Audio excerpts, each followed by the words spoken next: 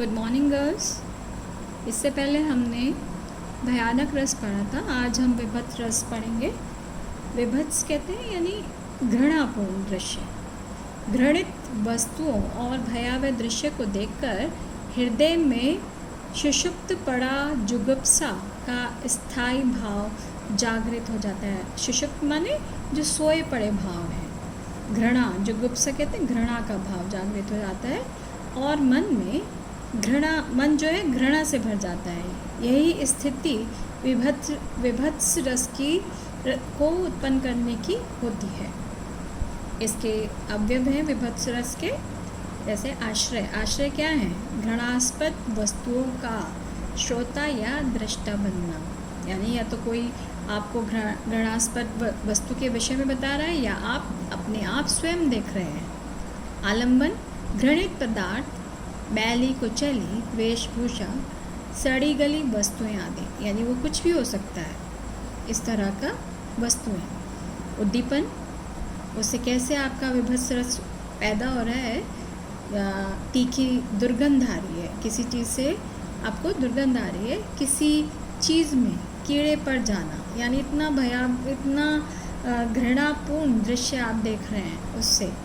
अनुभव, दृष्टा, श्रोता या पाठक का नाक भौं चढ़ना, यानी आप जब देखते हैं ऐसा दृश्य तो ऑटोमेटिकली आपके चेहरे के हाव भाव क्या होते हैं? बिगड़ जाते हैं और आप रिएक्ट करने लगते हैं, जैसे थूकना या छी करना, ऐसे आप उस दृश्य को देखकर करने लगते हैं।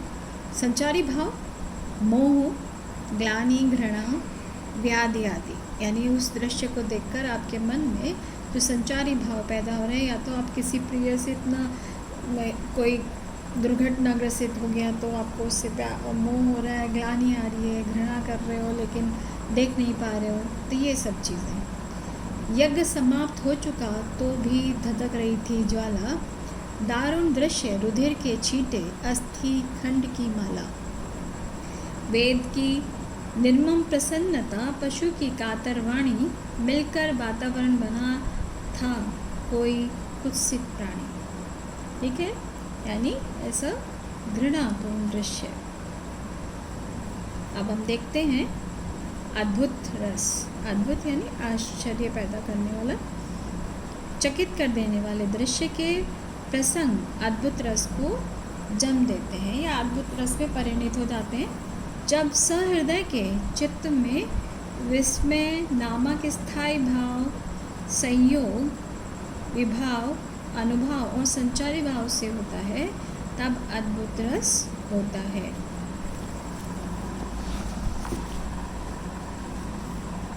उदाहरण है, दिखरावा निज मातई अद्भुत रूप अखंड, रोम रोम प्रति लागे कोटि ब्रह्मांड, अगणित रवि शशि शिव चतुरानन, बहुगिरी सरित सिंधु महिकानन, तनु पुलकित मुख वचन नावा, नैन मूंद चरणन सिर नावा। यानी यहाँ पर जो कौशल्या थी तो वो बचपन में जो राम जी का रूप था वो बहुत ही अद्भुत था, तो उन्होंने अपने मुख में पूरा उनको ब्रह्मांड दिखा दिया, उसी का यहाँ पर वर्णन है, यानी सूरज चाँद सब कुछ दिखा दिया उन्होंने। तो माँ जो है कौशल्या माँ यहाँ पर आश्रय है। आलंबन, राम का अद्भुत रूप है। उद्दीपन, रूप की विचित्रता, यानी वो कभी उन्होंने सोचा भी नहीं था जो दृश्य उनको देखने को मिला। अनुभव, रोमांच करने वाला, नेत्र मूंदना, मूंदना कहते हैं बंद करना। संचारी भाव, त्रास, जड़ता, मोह, यानी आप जब किसी ऐसे दृश्य को देखकर बिल्कुल जड़ हो जाते हैं, यानी आप कुछ भी भाव रिएक्ट नहीं कर पाते हैं। स्थायी भाव क्या है? विस्मय। ठीक है, स्थायी भाव यहाँ आप पहले लिख लेंगे, स्थायी भाव विस्मय।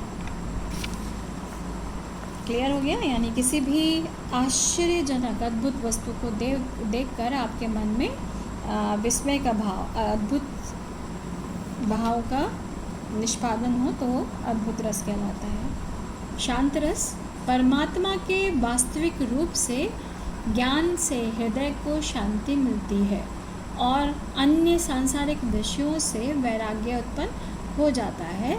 इस वैराग्य भाव को शांत रस कहते हैं। यानी इस जो ये नाशवान जो जीवन है उससे आपको क्या हो रहा है, वैराग्य उत्पन्न हो रहा है। जितनी भी सांसारिक मोह माया है उनसे वैराग्य उत्पन्न होना।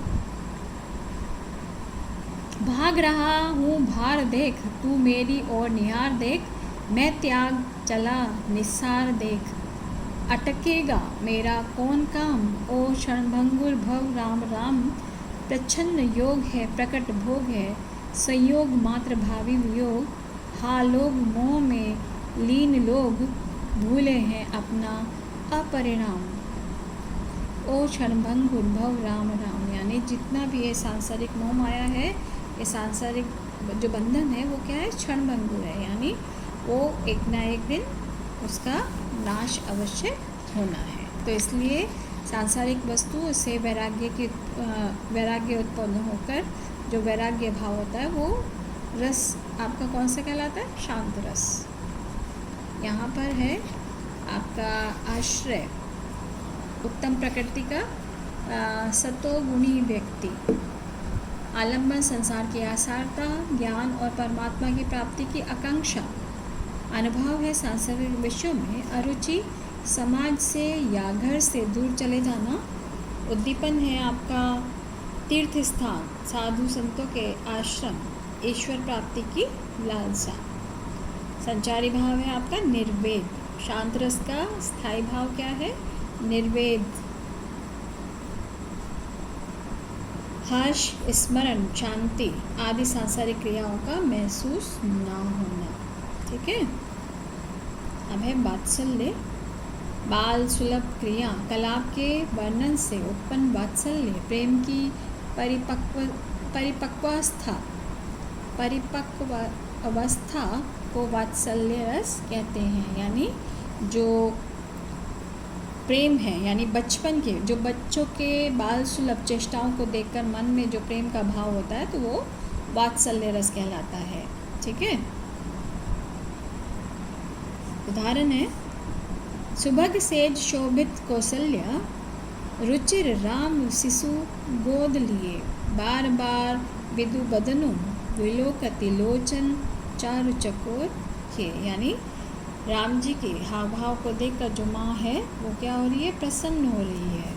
तो यहाँ पर वात्सल्य रस है। और बाल विषयक इसका स्थायी भाव है।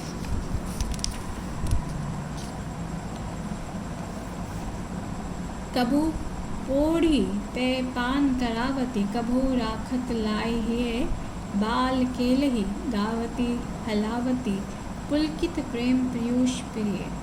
आप इसको 4 लाइन ही याद कर लेंगे, नहीं तो अधिक हो जाएगा। ठीक है। वात्सल्य रस के अवयव क्या हैं, आश्रय, माता पिता या शिशु को देखकर आनंदित होते हुए बड़े लोग, यानी कोई भी जब बाल सुलभ चेष्टाओं को देखते हैं तो आनंदित हो जाते हैं। स्थायी भाव है वत्सलता, वत्सलता भी आप लिख सकते हो, या बाल विषयक प्रेम भी आप लिख सकते हो। ठीक है।